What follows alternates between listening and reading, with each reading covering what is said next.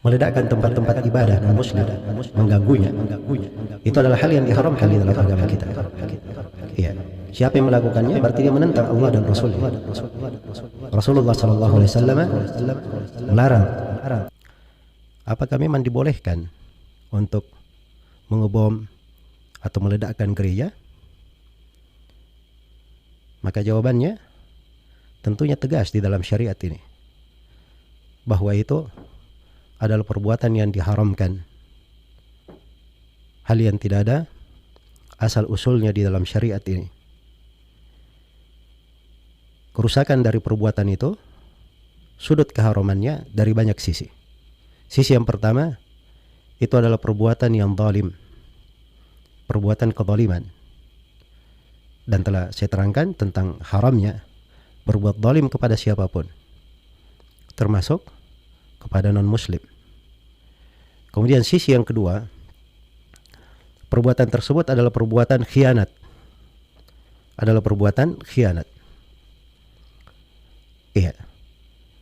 Karena si pelaku, kalau dia penduduk negara ini, maka dia itu diberi amanah untuk menjaga kebersamaan di tengah para penduduk negara. Dia itu dipelihara dan disepakati. Maka siapa yang keluar dari hal tersebut, itu artinya dia berkhianat. Dan telah berlalu satu pembahasan penuh, kita terangkan dari akhlak orang yang berpuasa dan dari taman surga adalah tidak berkhianat, amanah. Kemudian sisi kerusakan yang ketiga, di dalam perbuatan tersebut ada bentuk melanggar perjanjian. Melanggar perjanjian. Iya.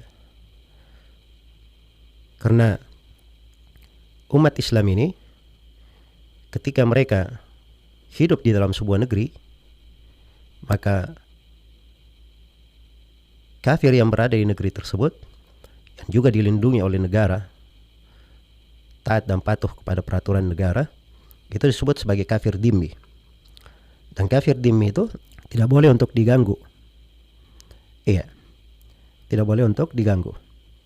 Rasulullah SAW tegas dalam sebuah hadits yang diriwayatkan oleh Al-Bukhari dan Muslim. Beliau berkata, "Dhimmatul muslimina wahidah. Faman akhfara musliman fa alaihi la'natullahi wal malaikati wan nasi ajma'in la yuqbalu minhu sarfun wala adlun." Rasulullah SAW bersabda, dhimmah, tanggung jawab atau perjanjian kaum muslimin adalah satu. Barang siapa yang membatalkan perjanjian seorang muslim, laknat Allah, para malaikat dan seluruh manusia akan ditimpakan di atasnya dan tidak diterima darinya sedikit pun. Diriwayatkan oleh Al-Bukhari dari Abdullah bin Amr bin As, Rasulullah SAW bersabda, "Wa man qatala mu'ahadan lam yarah raihatal jannah." Siapa yang membunuh kafir mu'ahad, maka dia tidak akan mencium baunya surga. Iya. Maka harus diketahui bahwa Islam ini adalah agama yang mulia, mendidik kita untuk berlaku adil, tidak berbuat zalim, amanah, tidak berkhianat, menepati janji dan tidak melanggar dari perjanjian tersebut. Maka ini 3 jenis kerusakan.